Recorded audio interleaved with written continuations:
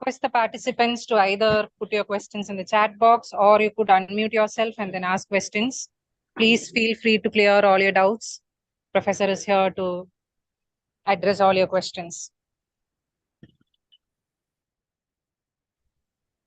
All right, so welcome everyone to the first live session. And I hope that you have gone through the video and you must have certain questions to ask. So I'm here to interact with you. Good evening, everyone.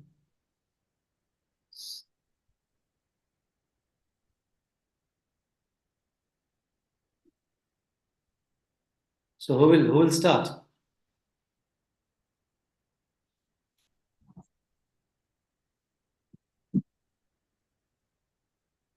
Anybody can start with the question?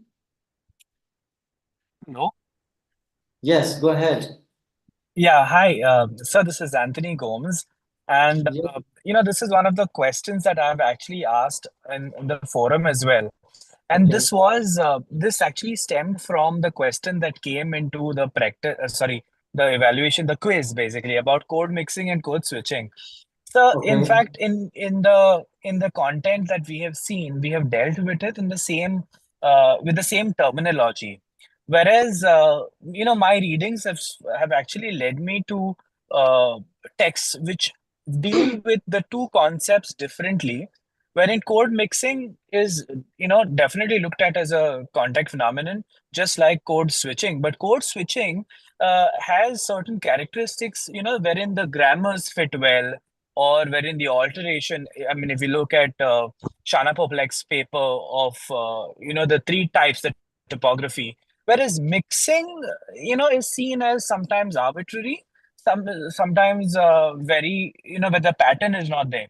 So considering this, would it still be fair enough to treat both these concepts in one line, or rather calling them one and the same? First and Yeah, that's my foremost, question. they are not the same. Yes. Okay. This is number one. Number two, in the video also, if you remember, we talked about code mixing refers to intra-sentential mixing. So the length of the mix structure will be a sentence, full sentence. So within a sentence, you are mixing. When when we talk about switching, we are talking at discourse level, that we move from single sentence to the higher level, and you switch from one language to other language as full utterances. So if I'm talking to you in English and suddenly I start talking to you in Hindi, and at sentence length, a length of a sentence, then that is switching. I'm switching completely from one language to the other. But when I'm mixing, the structure length remains intrasentential. So, from usually the terminologies, words at morphological level, lexical level, we mix. So mixing and switching are two different concepts. This is number one. Number two, it's a bilingual phenomenon. It can be multilingual, not necessarily bilingual. It can be multilingual. So you are right. They're not the same. And in the video also, we talked about, pattern congruity, if you can see, a lexical mixing, but lexical insertion.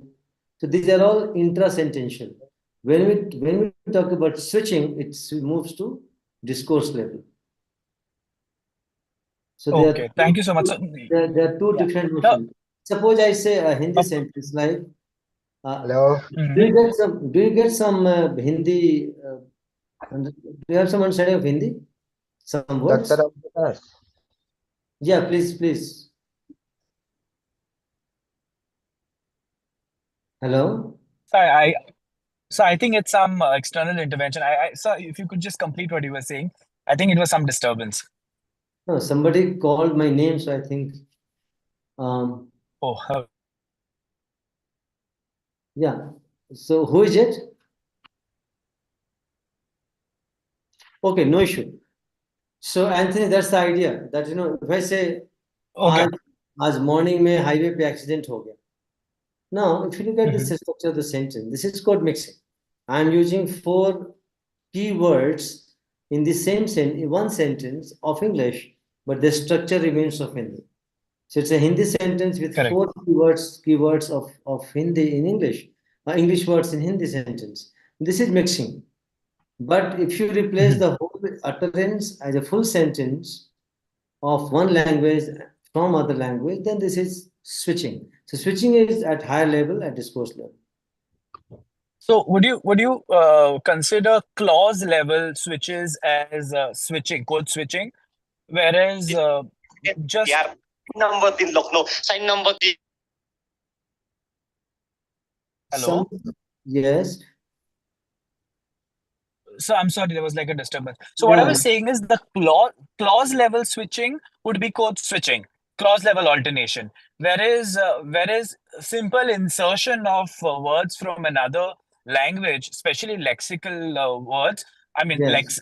lexic, that would be mixing. Is it? Lexicons, yeah. Yes. Okay, perfect. Okay, fine. Perfect. Thank you so much. Thank you. At number 3, at number 3. There is some overlap, never mind. Any other question? Anyone?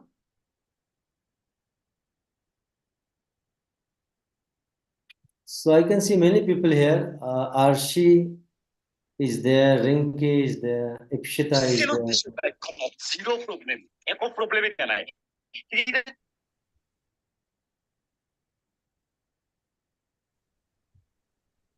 So anybody else? A very good evening, sir. Meenakshi Mathur this side. Sir, Yeah. my question is that please explain the format of question paper. Would there be subjective type questions or objective type questions or just yes, no questions? Thank you. It's you are too early to ask this question because we have hardly started. But anyway, as we move on, we will keep on talking about question paper. But largely and by and large, it's going to be multiple choice question. It's easy for you as well. Otherwise, subjective question, depending on the number of exam takers, we'll take a call. But by and large, it's going to be MCQs. Thank you so much, sir. Thank you. তুলে আবালা কিন্তু sell উদ্দেশ্যে ব্যাখ্যানত zero problem একো প্রবলেমে দিয়া নাই এটা যেটো প্রবলেমৰ video বনাইছিল এটা প্ৰবলেম নহয় দেচোন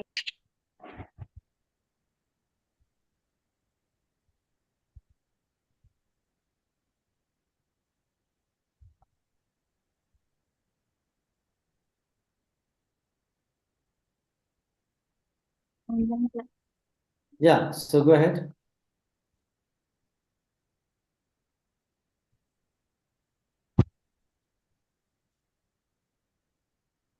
Okay, if you do not have question, let us talk. I mean, even if not necessarily always question, you can talk. I'm here to talk to you about the course, about the content, about your understanding, about your perception, about your observation. So you can talk about the course, about the subject, about the theme. So not necessarily a question all the time.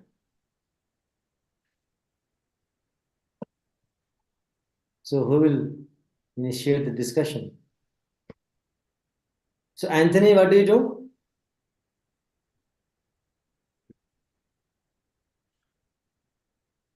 Yeah, sorry, I was putting on my mic. So I am a French professor.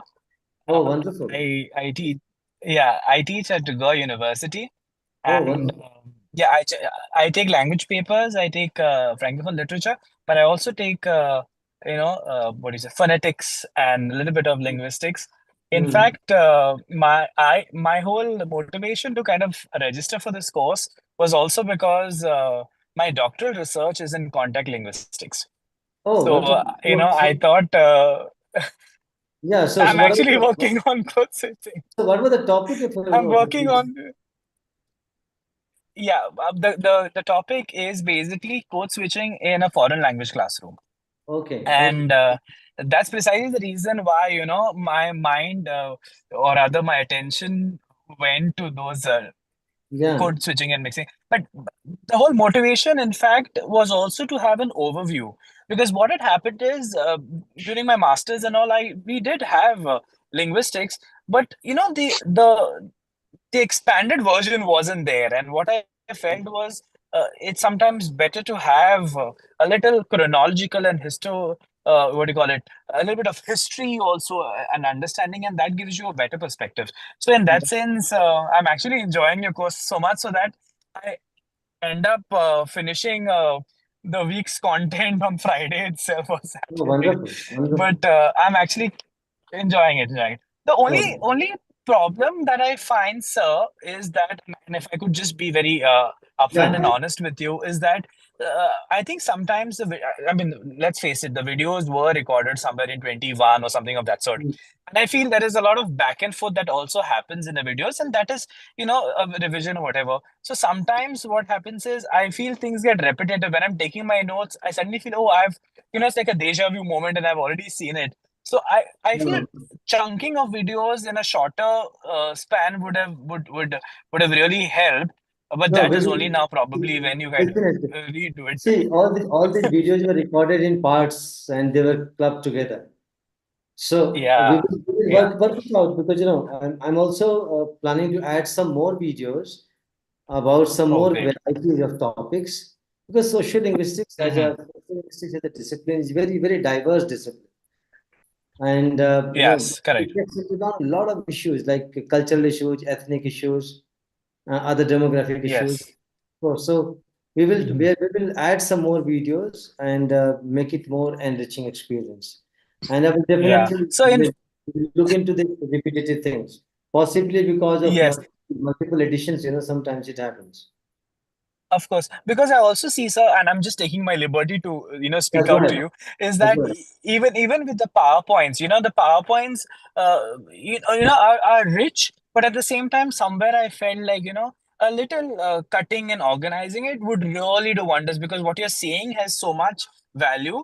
That if some like there are times when you're saying it, but it's not up on the screen, and Right, that right. kind of That synchronization has to happen. Yes, yes, yes. yeah, that Thank you so is much there. for the feedback. Yeah, thank you so much for the Yeah. feedback. And another thing Definitely. is, so in sociolinguistics, if you could, I mean, if since you said that you're looking at adding and all, I think currently the trend in the last few years is also looking at translanguaging and that is something that's picking. I'll tell you this idea.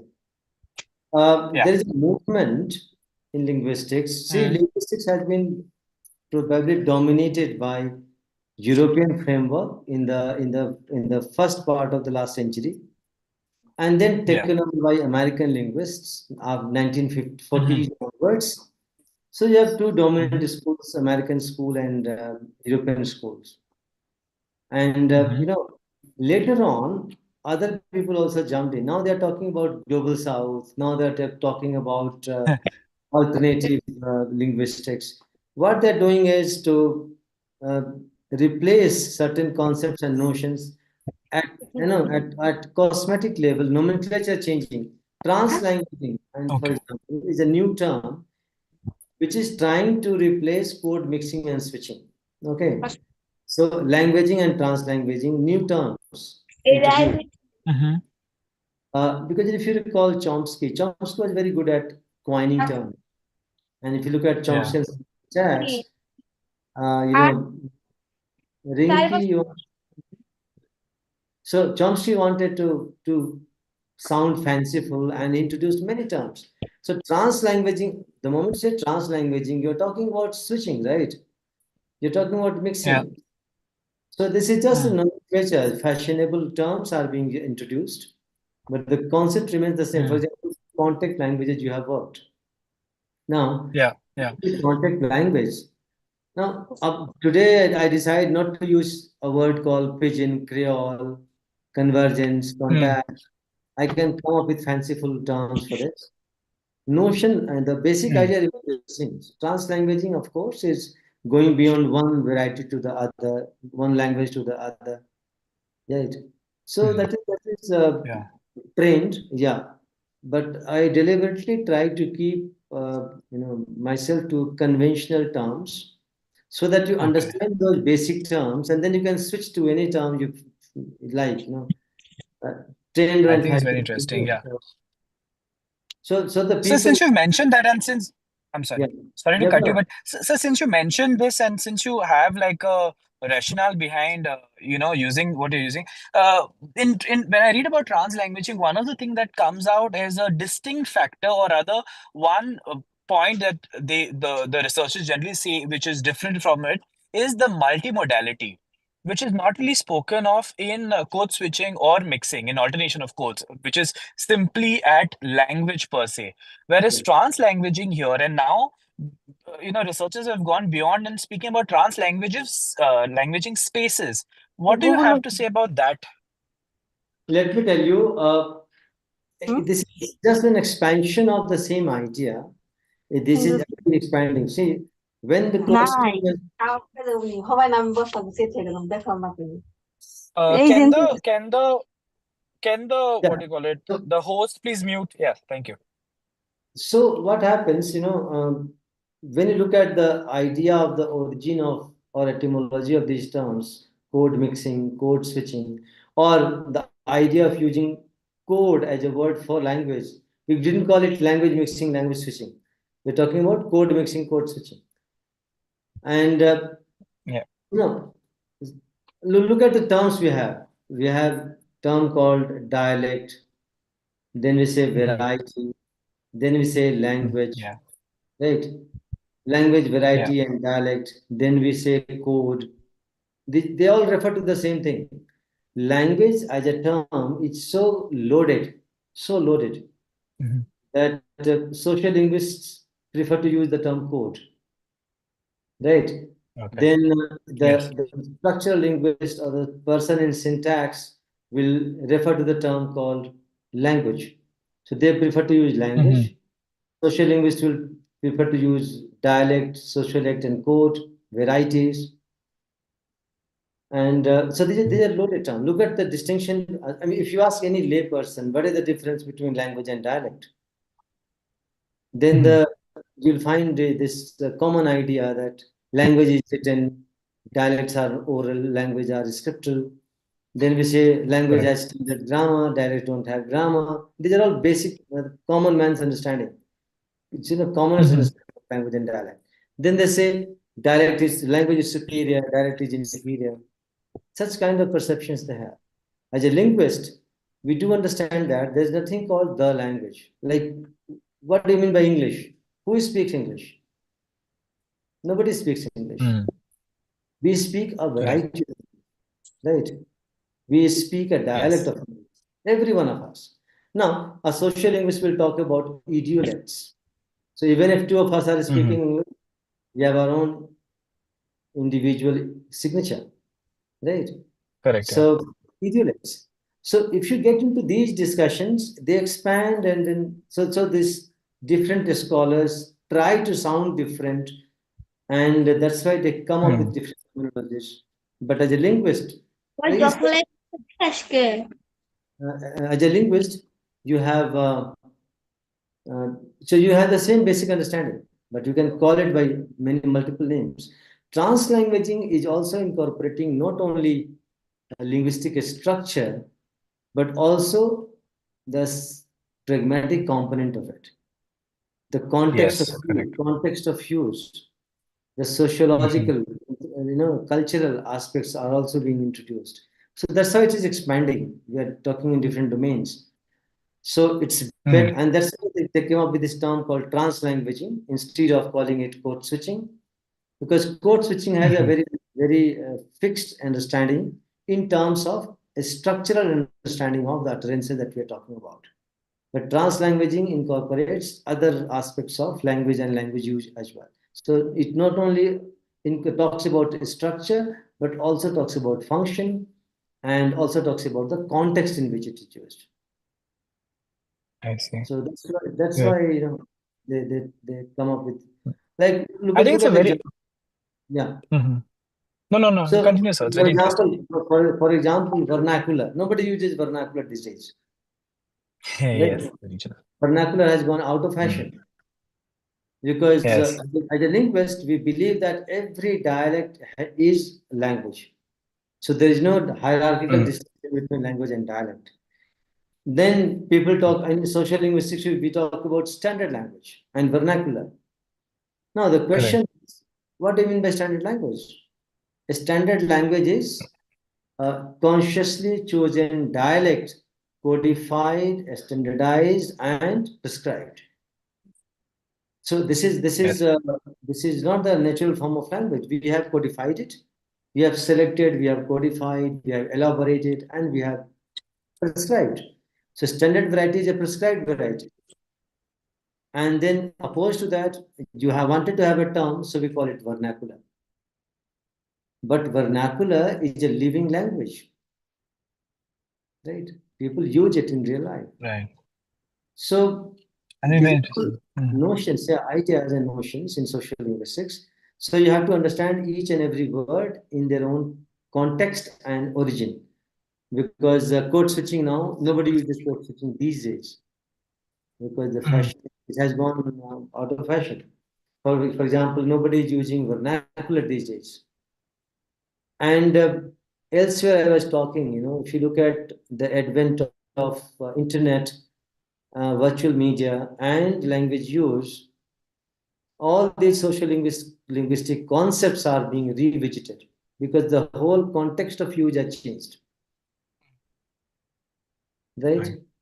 So Yes. mixing is happening at so many levels, and not only between two languages, multiple languages, and multiple levels of mixing. Mixing at the level of private discourse, mixing at the level of sentences, mixing at the level of lexicons, and sometimes people are also because written words are approximation of speech in virtual media. You will find that the distinction between writing and orality, oral and written language, is also blurring. Yes. Right. So lots of things are happening. That's the job of a linguist, to have a close watch and see the trend and the changing forms of language and the context of changing context of language use. Also, motivations, intentions are changing. So, so though you see these speech ads in terms of digitally typed texts, but they're not texts in the virtual media. They're Yeah. approximation of speech. Yes. Correct. And this approximation is governed by three fundamental concepts: orality, economy, and compensation. So you have to be very, very precise because you don't have lots of time and space to write. Yes. So you choose to alter spelling, you choose to alter word order, you choose to alter even letters by junk characters, emojis. Emojis, these are compensatory mechanisms. Lots of things are happening. And in 10 years' time, these concepts will be replaced by new concepts. So this is how we grow and understand. Okay. Great. I think thank you, sir. I mean, it's very interesting to hear about these debates and I mean, these gray areas. I hope we get to hear more of this. It was particularly interesting to hear about this, how, the European and the American and how they kind of rebrand the old concepts that you mentioned about. So yeah, looking forward to more. Thank you. Thank you so much. I mean, if you look at the African, for example, I have some African linguist friends. So multiple political reasons also to Yeah. replace terms, to replace words. And I don't want to get into this idea of decolonizing academics and all that. But yeah, there are so many things happening. Correct. No, very interesting. But in my videos, I try to restrict myself to the primitive basic concepts so that from there you can expand in any direction. But at least you should have the fundamental understanding of these concepts. Absolutely. That's No. why we have named it as fundamental concepts. Then Yeah. expansion can grow in any direction. That's not a problem. Correct. Thank you. Yeah, Thank you, sir. so I can see Pritimani, Ipshita, Arshi, Sunil, Rinki, Meenakshi. Apart from question paper, do you have anything to ask or to tell us? Yes, sir, I have a question. When we talk about the standard English, so only British English is considered as a standard English. Okay. And what is British English? So generally we considered that English as a Okay, Meenakshi, what is your mother tongue? so Hindi. Not Hindi. Yes, sir. Not Hindi. Why? Where are you from? So from Delhi. Hindustani. And your grandmother speaks Hindi? Yes, sir. Are you sure? Okay, if you say I buy that. But if you say Hindi is my mother tongue, which Hindi are you referring to? Sir, in Hindi also there is variation because the UP area which is known as Hindi belt, No, their that's Urdu is I'm not very perfect. I'm not talking about. Okay, you are into sociolinguistics course, so I wanted you to think like a sociolinguist. Okay, I'm not talking about variations. I'm not talking about varieties of Hindi.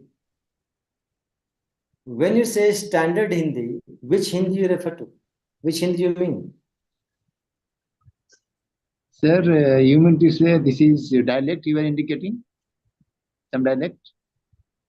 We all speak dialect. Nobody speaks a language. You speak a Sir, variety. that's why, sorry to interrupt you, sir. So, I think that's why there is a variation in any language because of dialects. Exactly. That's what I'm saying, that there is nothing called the English. Even in London, you have two varieties. Okay? One is called Cockney and one is called English. Both are English. I'm talking about London city. I'm not talking about the whole Britain. I'll come to that. So within London, not even everybody speaks English. They're all British. Then go to Ireland. Then go to Scotland. UK, Great Britain has three different parts: England, Ireland, Scotland.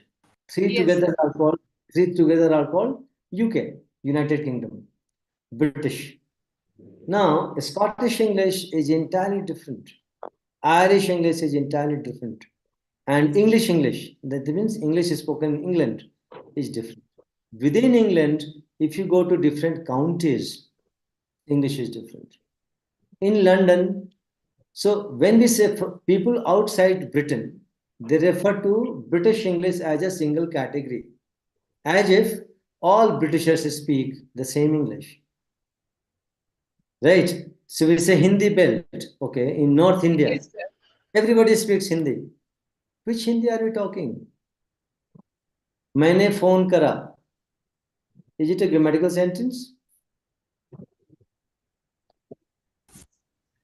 No, मैंने sir. phone करा?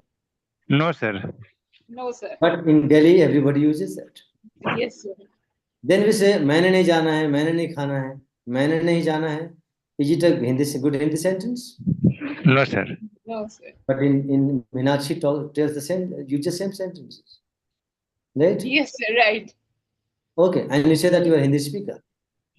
Now, Yes, sir. if I go by your version, that your native language is Hindi, and when you say मैंने phone करा, so I will take this as a native speaker sentence, right? Yes, Then, sir. Some extent. yes.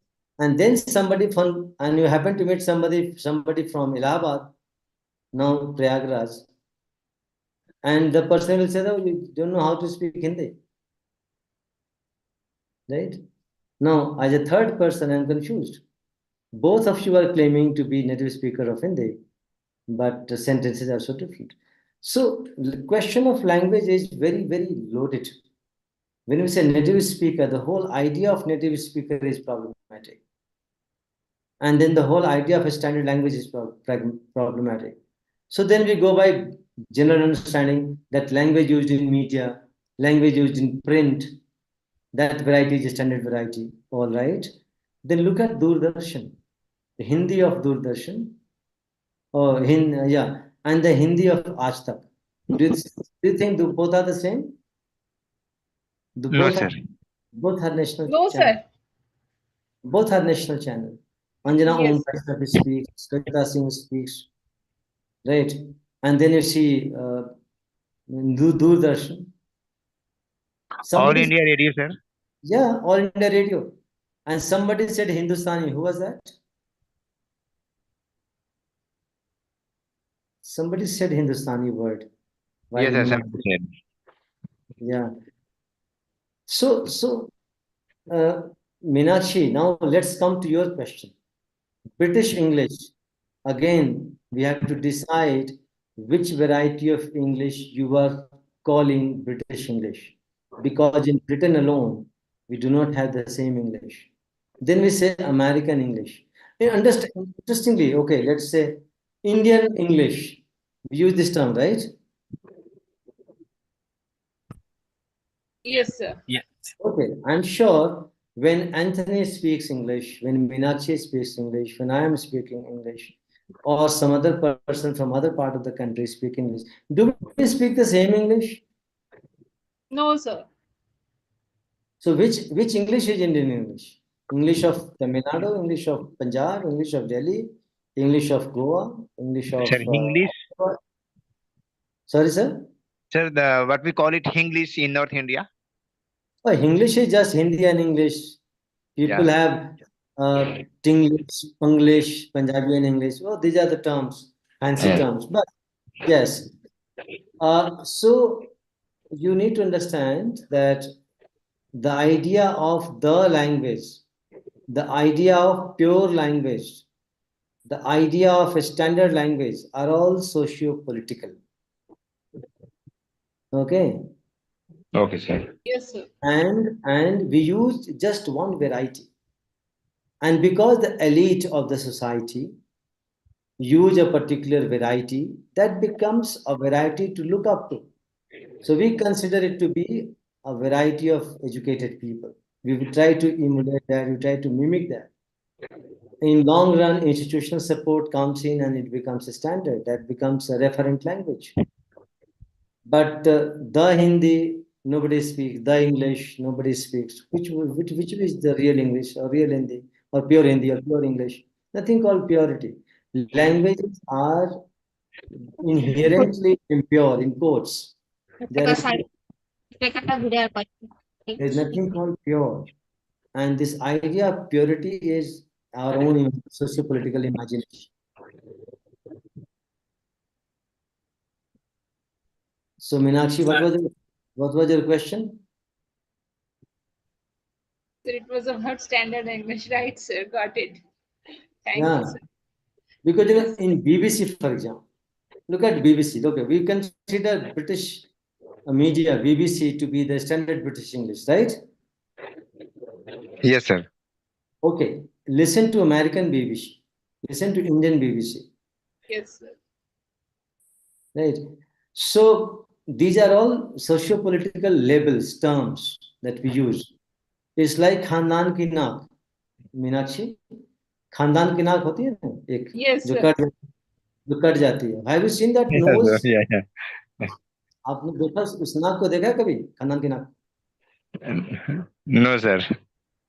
We talk about pure blood, and we are educated. Do you think with pure blood you can survive?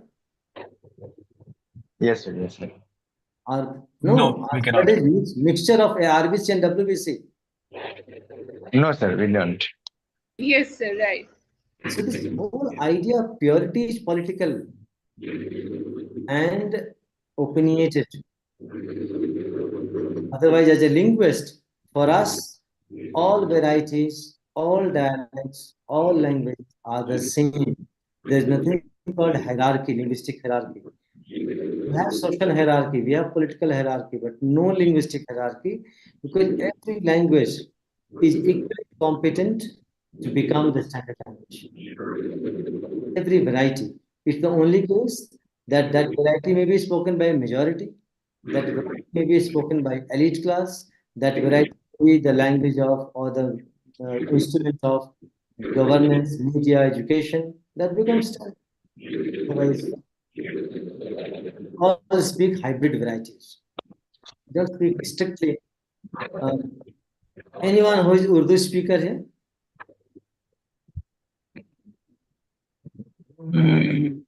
Anyone who knows Urdu? Yes, sir. Arshi? Yes, sir. Okay. So, I have a very interesting publication. There I have talked about Hindustani, Hindi, Urdu, and Hindi. Right? Now, Arshi will understand. If I write Urdu in Devanagari script, will it still be Urdu? So it will still be Urdu because even like when you read it, Okay. it would be Urdu, though it's written in Devanagari. Okay. Then I'm telling you a sentence. You tell me whether it is Hindi sentence or Urdu sentence. Okay. Okay. Okay. If you listen to All India Radio Hindi service, the sentence will be like, प्रधानमंत्री ने अमेरिकी शिष्टमंडल से मुलाकात की. It's a Hindi sentence, all right? Yes, sir. Okay. And if you listen to Urdu service, All India Radio, they say, तमाम खबरों पे चर्चा विस्तार से. The Urdu sentence? Yes. Yes, sir.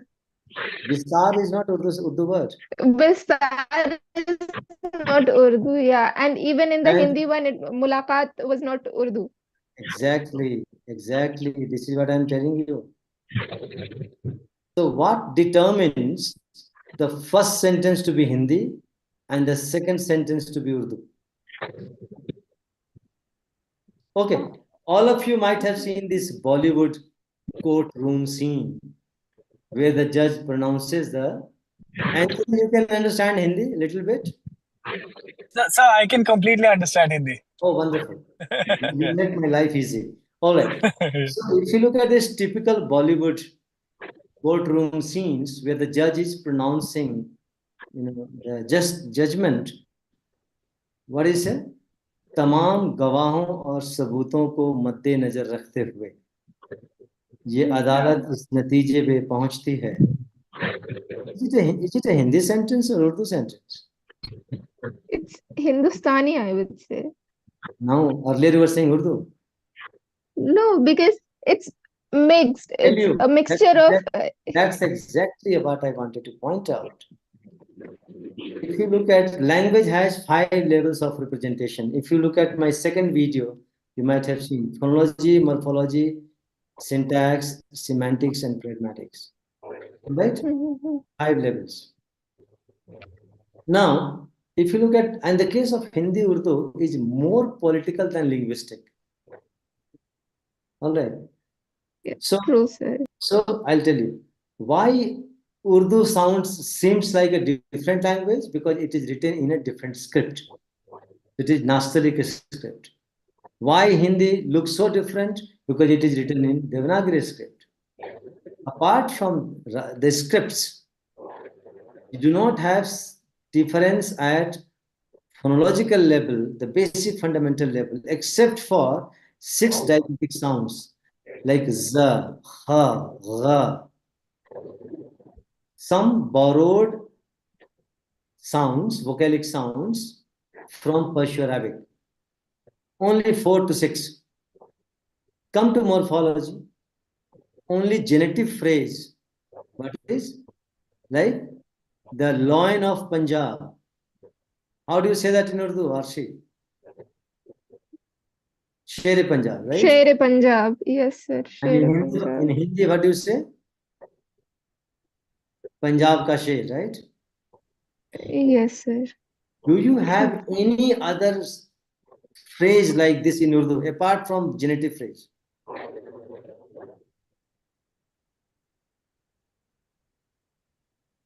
Do you say Aulade Murtaja? No, sir. Why not? We don't say. Why not? Aulade Abdullah, do we say that? No, sir. Okay, that means only certain frozen genitive phrases. And when you look at syntax, absolutely. There are, like you said, Aulade. However, it's not Urdu, but we have a bit of Arabic reference to it. That is Arshi bint Rashid. That is Arshi, daughter of Rashid. Yes, that's a Persian expression. Okay. You have borrowed. See, borrowing has happened. Nobody denies. What happened? Okay. What happened? Hindi borrowed heavily from Sanskrit. Urdu borrowed heavily from Persian-Arabic sources. But when you look at these languages as a linguist, it's like surgeon. So you are a surgeon, so it doesn't matter. You are operating an Asian or African or American or a British. Kidney will be placed at the same place. Heart will be in the same place, right? Yes. It's not about, so human anatomy remains the same. Similarly, in linguistics also, as a linguist, we do understand that there's no difference apart from a very small number of borrowed words, a small number of borrowed phrases. At grammatical level, you have no difference. Grammatical rules are the same. At semantic level, hardly any difference. At pragmatic, so you call it Urdu, but all Hindi speakers understand all the ghazals that they listen to. Right? Yes. Apart from a few words that are Persian or Arabic, for that, and for that in Hindi also you have to, if it is that two Sanskrit word, a Hindi speaker will also have to look for the meaning. So question of language, question of dialect, question of variety, they're all social political. As a linguist, they're all equal. So there is no linguistic hierarchy between language and dialect, language and variety. They're all the same. So the whole idea of standardization of language is institutional. Institutions extend support to make one language, one variety, standard variety, and then the rest of the society follows that. So what you see in education, what you see in media, what you see in governance, what you see in administration, that is a standard language because it is the requirement of the domain to follow that standardized form. Otherwise, the language is primarily oral, not written. So in writing, you find a standard, but oral, you don't find any standard about it.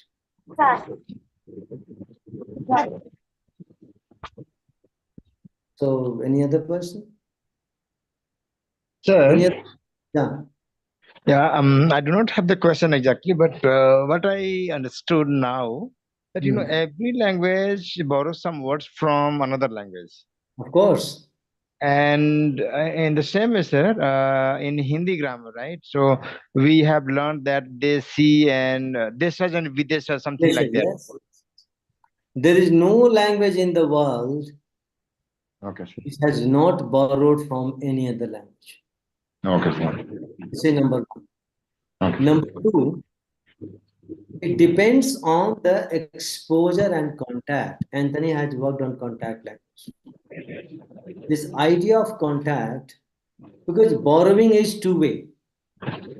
Okay, sir. Always two-way. Maybe superordinate and subordinate languages because of social hierarchy, not linguistic hierarchy, social hierarchy. Okay. So you might find English has borrowed heavily from Latin. And if you look at the category of these borrowings, there are more intellectual words, technical words, botanical names. All the botanical names in English are Latin, right? Then, after Norman Quest, French took over. English is a West Germanic language. When French took over, it was heavily influenced by French. So all the umlaut vowels changed. The hues became house, muse became mouse, neve became knife, weave became wife, diphthongs. French completely changed English. And then lots of borrowing from French. English borrowed from Spanish. So any language, take any language, big or small, borrowing is a normal phenomenon. There's nothing called pure language. Minachi, what is the word for achar in Hindi? Pickles, achar. Sir, achar is in Hindi also. Achar is not a Hindi word. Okay. It's a Portuguese word. See, the point is that, when people talk about pure Hindi, pure English, pure Urdu, pure Tamil, pure Telugu, they are actually political statements. Okay? Name a single language which does not have borrowing. You won't find anyone. Great, sir. When humans come in contact with each other, they will influence each other. You're not insulated. Societies are not insulated. Communities are not insulated. And Arshi, where are you from? Sir, I'm from Jharkhand. Okay, go to Lucknow and talk to people in Urdu. Go to Old Delhi and talk to people in Urdu.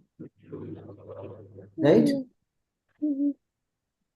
So, Sir, I had been a student at Aligarh Muslim University. I just completed my master's this year. So I've come back home. So even at AMU, uh, the culture is very, it tends towards Urdu a lot.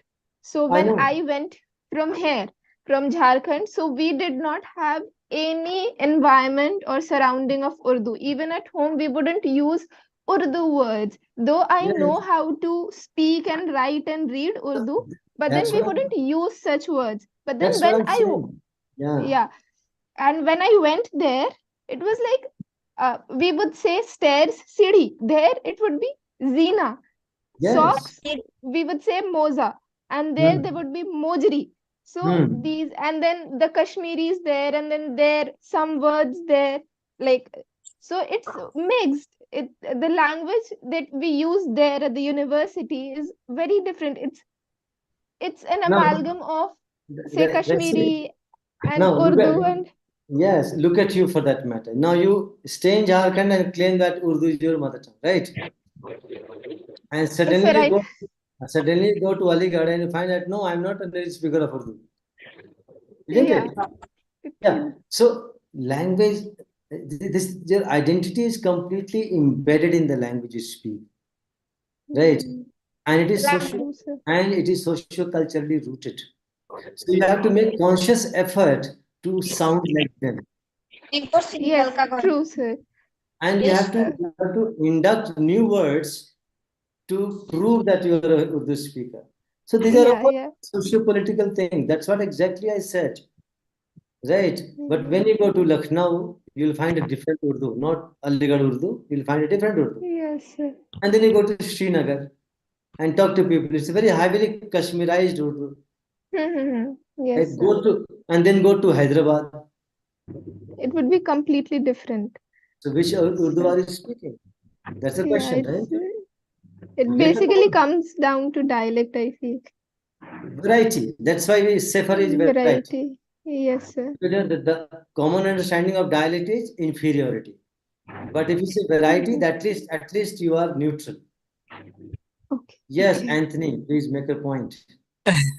Thank you, sir. Sir, first of all, I think I wish we have very often these kind of discussions because it's very interesting and to also look at. We will have weekly discussion. Don't worry. Yeah. Now, my question here particularly is now we're talking about differences, variety, language, all that in terms of oral or spoken language. My question is about, this language hierarchy, stratification that is kind of existing sometimes with the scripts, wherein sometime a particular script is looked at in an inferior light. Now, my question also, I'll give you context, stems from Konkani. When in the 71st amendment, when it was added, now before that, there were three major things that were happening in Goa politically. One was the opinion poll, wherein Goa, there was a party where there was a plan of Goa being merged with Maharashtra because Konkani was considered as a dialect of Marathi. Okay. Exactly. Now, then there was another this thing which I can't think of. So what eventually happened is the fight went in such a way, and this is for language per se, that I think some of the militants were actually fooled because the Konkani that went as Konkani, but the script that went was the Devanagari script. Now let's also face it that Konkani has around four scripts, multiple scripts that we use in different places. Now what has happened, and especially because of NEP, wherein the materials have to be created in regional languages, the language issue has come up again, wherein the Roman script of Konkani readers have woken up. And I'll be very honest, I am one of them in the sense that I have grown up reading Konkani in the Roman script and not Devanagari. And that has also to do with what do you say, in terms of the Hindus in Goa would generally read in Devanagari because there was a Marathi influence of Konkani spoken by Hindus, whereas the Konkani spoken by Goans had a lot of Portuguese influence. And you know, because initially Konkani was a language which was considered as an inferior language, wherein it was considered as a servant's language. You know, Yes. in Konkani the word is kiryad. Yes. It's so in that sense today, and politically again, the present government is looking at, let's say, the script that already exists, and there is no impetus given to the demand that is there. So is it to say that orally, for languages we are trying to play safe and everything, but we're not talking about the stratification that exists in the scripts, in the writings? Your thoughts, sir? Okay. I will not use the word stratification because again, this is Okay. very, very political. So I'm sorry, but I'm actually using it purposely because it No. is political, and I'm talking about society as a whole as well. So yeah, Okay. but yeah, of course, you can answer. I will talk as a linguist. Okay. Because when we talk about politics, ideology comes in. Okay. Got it. So we will talk about ideology, don't worry. But Okay. this whole idea that Konkani was considered a dialect of Marathi, right? Yes. The difference when we say dialect and language, or when we say dialect of the same language, dialects of the same language. Suppose L1, L2, L3, L4, L5. There are 5 varieties which are dialects of language X. Mm-hmm. Now, this idea of dialect can be understood from 3 different frames of references. One is mutual intelligibility. Yes. The first reference of understanding is, mutual intelligibility. If variety X and variety Y, or if language X and language Y are mutually intelligible to the extent that both the speakers do not have problem in understanding each other, though they are speaking differently, but understanding is not a problem, then they are dialects. First point. Second is linguistic distance. So the second frame of reference is linguistic distance. So what do you mean by linguistic distance? If they are structurally different, if you look at morphological processes, look at syntactic processes, if the structural differences are so clear, they are not dialects. They are 2 different languages. And third is socio-political factors. So there are 3 references through which you understand dialect and language. Now, when you look at Konkani and Marathi, what is the level of mutual intelligibility? It's very high. It's very close in that sense. Close in the sense. If you look at the linguistic distance, the structural differences, it's huge, right? Yes. It is politically convenient to call Konkani a dialect of Marathi because language is always in continuum, dialectal continuum. If you start from Bhubaneswar, where you speak Odia, and go to Hyderabad by road, you don't understand where Odia ended and Telugu began. You will not understand that. Reason is that the moment you start your journey from Bhubaneswar to Hyderabad, till certain point, Odia will dominate. But you will start finding intermittent use of Telugu words. And as you move closer towards Hyderabad, then the Odia words will be intermittent and Telugu words will replace them. The structure will replace them. You always continue. You can't draw a line. You cannot draw a line that Marathi ends here, Konkani begins here. You cannot have a line on the map, linguistic map. Okay, you can have a political map. You can have a geographical map. That is different. But linguistically, very different. So those areas which have close contact with Marathi speakers, Konkani and Marathi will be mutually intelligible. But if you take two different extremes, like Marathi in the remotest part of Maharashtra, and and Konkani in the remotest part, remotest Konkani and remotest Marathi, do you think they'll be mutually intelligible? No. So that is why there are so many variables. And that's why I said that as a politician, as an ideologue, I can tell you that, okay, not only that, I mean, I am in Northeast. I'm located in Shillong, Meghalaya. Many Tibeto-Burman languages are using Roman script. Because of political reasons, they do not want to use Hindi script. Interestingly, Hindi has 52 letters to cover capture sounds. English has only 26 letters to capture sounds. Just a half of available letters. In Devanagari has 52. English has only 26 letters. But they prefer English, and they say that English suits them. It's political. Linguistically speaking, I would say that though that script which has many letters will be fit for this particular language. So when you choose a script, this choice is not a free choice. This is a political choice, because this choice has identity issues. Do you get me? Yeah, correct. So this has political identity, social identity, cultural identity. Then your faith also comes into picture. So it's complicated. And then the whole conflict starts. Now, does English have a script? No. Yeah, It doesn't have a script. It uses Roman script. okay. Hindi doesn't have a script. It uses Devanagari. Devanagari, correct. Devanagari is not Hindi script. Roman is not a script. Yeah. Imagine such a big language, but they do not have their own scripts. The fight for a script is again political.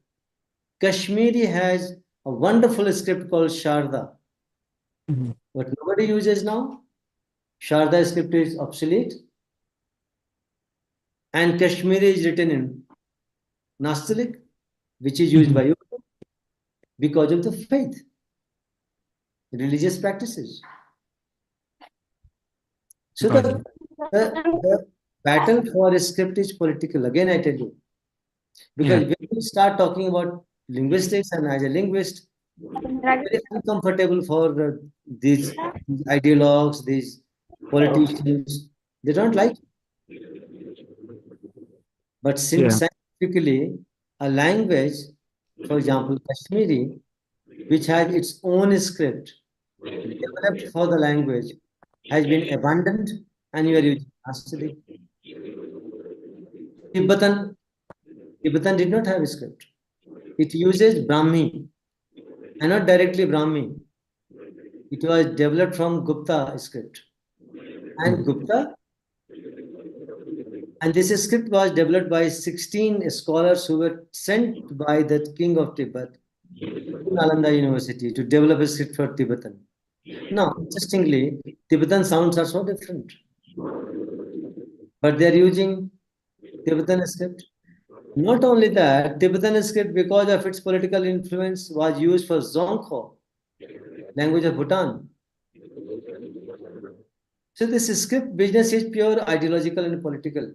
Because if you talk scientifically, I'm going to go in different directions, which will not suit the politicians and which will not suit the ideologues. Because this threatens your identity.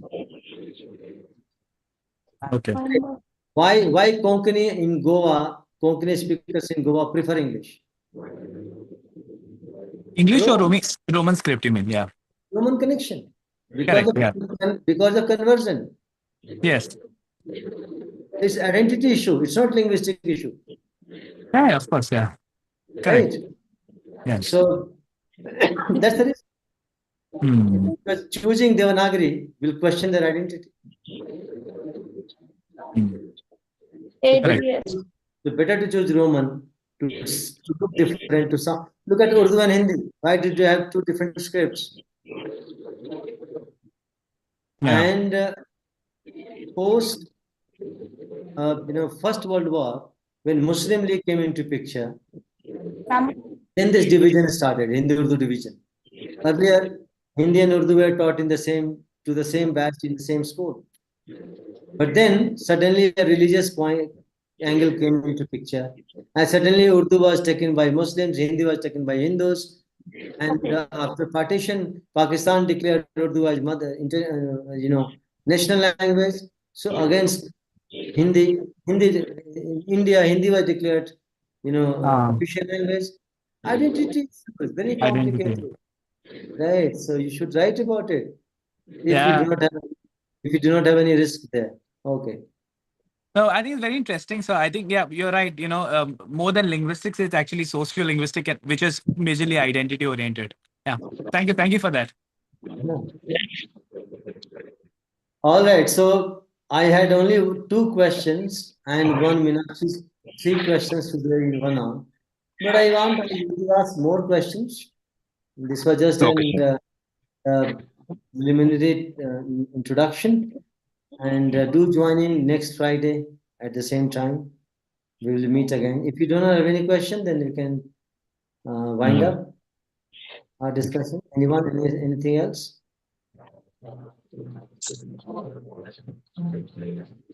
No one? Arsia, listen to your Aligarh experience again next time. Sure, sir.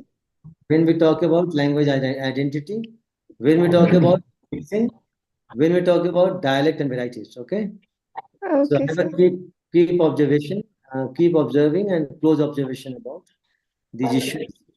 Because you one last dialectal variation. You have experienced it in Aligarh, right? Yes, sir. So good to talk to you. See you then. See you all. Yeah, so before we Okay, leave, sir. can I have you one question? Not question as such. Yeah. Is there any paper that I could read on relating to scripts, the thing what we have just discussed? If I just want to read a little bit more, is there anything? Okay, let me come up next time. I'll suggest some, but there's not single paper. Okay. If you Google politics of language, not I should language find. and politics, politics of language. Okay, fine. Then or you can Google language conflicts. Okay, I'll do Then that. you find a lot of papers, Fine. right? And then we will talk more. Okay. Thank you so much. Bye. See you then. Bye. Thank you, sir. Bye, everyone. Thank you. Thank you, sir.